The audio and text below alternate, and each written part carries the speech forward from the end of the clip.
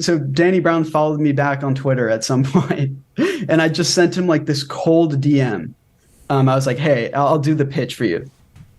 I was like, hey, I have this song called House Settling. It's on this concept album from the perspective of a ghost. He's like settling into his family's old home, like desperate at this point to make his presence known and for them to see him and, you know, and all that kind of stuff. But whatever he does to get their attention, they just write it off as house settling, you know, like creaks in the floor, cracks and shit or whatever. Like, it's kind of a little play on words because it's, you know, he's literally settling into the house, but it's also like this old house that's settling, you know, and he becomes like more and more desperate throughout the song to just be seen, you know, because he spent this whole album, and at this point it's like a real like dire moment. And there's a thing that happens when houses settle. It's common for like old furnaces to wear down and for carbon monoxide to leak into houses and shit.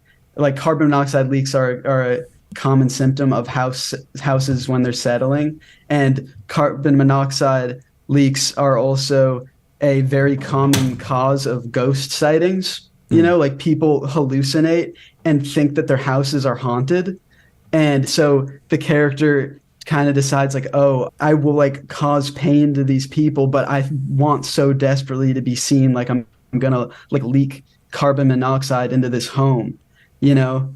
And I basically did a shortened version of that and just sent that whole fucking paragraph to Danny Brown, and I was like, you're the only one who you're gonna rap from the perspective of carbon monoxide, and you're the only one who can do this. Like, and it's true. Who the fuck else could do it? You know? And he like responded back in like 10 minutes being like, this is really cool. Da, da, da. Like, I think he was just into how fucking out there it was.